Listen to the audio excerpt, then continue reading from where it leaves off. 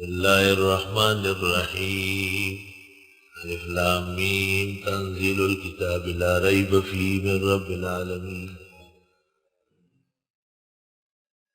سورہ لقمان کی اخیر میں آیت کے اندر مغیبات خمسہ بیان ہوئے ہیں۔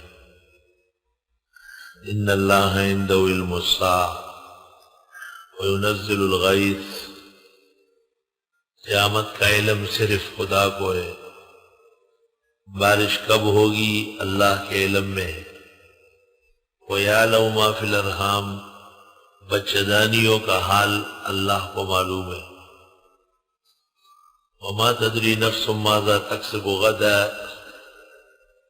کل کیا کمائے گا کیا کرے گا، یہ علم صرف خدا کو ہے۔ وَمَا تَدْرِي نَفْسٌ بِأَيِّ أَرْضٍ تَمُوتُ، کوئی یہ بھی نہیں جانتا کہ کس سرزمین پر گرے گا مرے گا۔ ان اللہ علیم خبیر، بے شک اللہ ہی علیم و خبیر ہے۔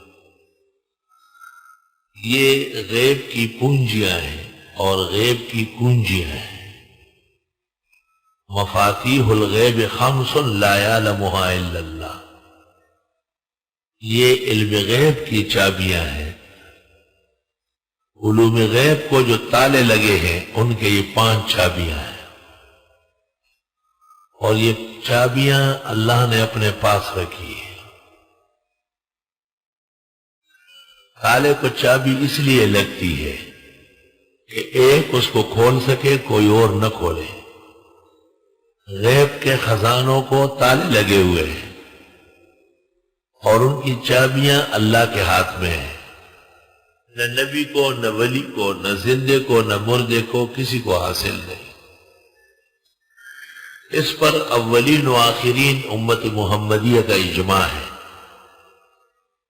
بعض غلاط روافض یا صوفیاء کے علاوہ کسی کا اس میں کلام نہیں ہے۔ تمام طبقات محدثین کے، مفسرین کے، فقہاء کے، مفتیین کے متفق ہے کہ غیب دانی صرف اللہ کی شایان شان ہے۔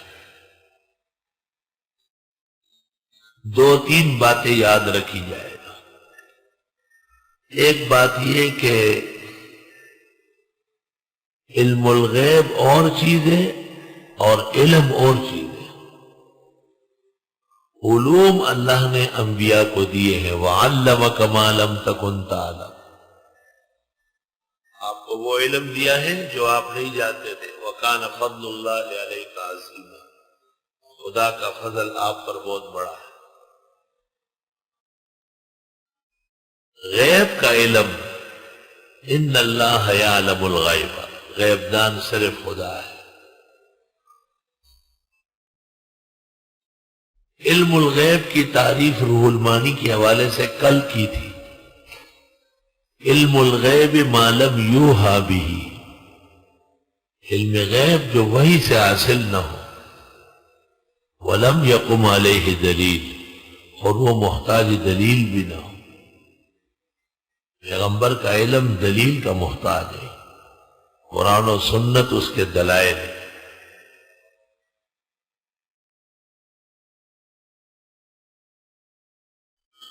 جو ذرائع سے حاصل ہوتا ہے وہ غیب دانی نہیں ہے، وہ ذرائع اور وسائل کا علم ہے، وہ مخلوق کو ہو سکتا ہے۔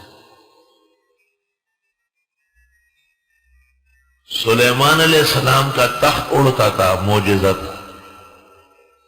اب ہوائی جہاز اڑتے ہیں، معجزہ نہیں ہے، سب لوگ ٹکٹ خرید کے بیٹھ سکتے ہیں، ذرائع ہے۔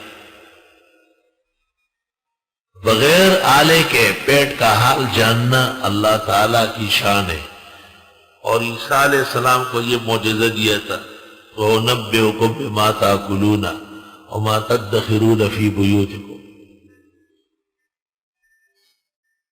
ذرائع اور مشینری سے کوئی پہچان ہے، یہ علم نہیں ہے۔ آخری گفتگو اس پر یہ ہے کہ ایک علم الشرائع ہے، شریعت کا علم، وہ بکمال محمد رسول اللہ صلی اللہ علیہ وسلم کو دیا گیا ہے، علم الشرائع۔ اور ایک علم التکوینیات ہے، ان میں سے جتنا چاہا مناسب وہ دے دیا. وما علمناه الشعر، شعر و شاعری مناسب نہیں تھی. وما ينبغي له، کیونکہ یہ نبوت کے شایع نشان نہیں ہے، نہیں دیا گیا. اس کی مثال یہ جاننا کہ بکری حلال ہے، یہ جاننا کہ بکری کا گلا کٹتا ہے اوداج ارباح تو حلال ہوتی ہے، یہ جاننا کہ مسلمان ذبح کرے، بسم اللہ اللہ اکبر پڑھ لے، چمڑا اتارنا چاہیے، گوشت کی بوٹیاں ہونا چاہیے، خون نہ پیا جائے، 7 چیزیں ہر حلال جانور میں حرام ہے. یہ ہے علم الشرائع. بکری کا دودھ حلال ہے، خون حرام ہے. علم الشرائع نبی کو مکمل حاصل ہے. سوال یہ ہے کہ نبی کو یہ معلوم ہونا ضروری ہے کہ بکری کے مثانے میں کتنا کلو پیشاب ہے،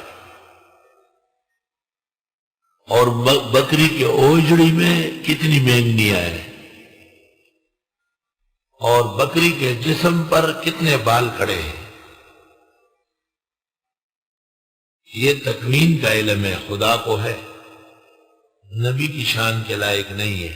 وما علمناه الشعر وما ينبغي له. شرائع کا علم بکمال حاصل ہے، اور تکوینیات میں سے جو مناسب جانا گیا اور اس کی دلیل موجود ہو وہ عطا ہے، ورنہ نہیں. تفصیلات کے لیے محقق الاثر مولانا سرفراز خان کی کتاب ازالۃ الریب عن عقیدہ علم الغیب مطالعہ فرمائیں.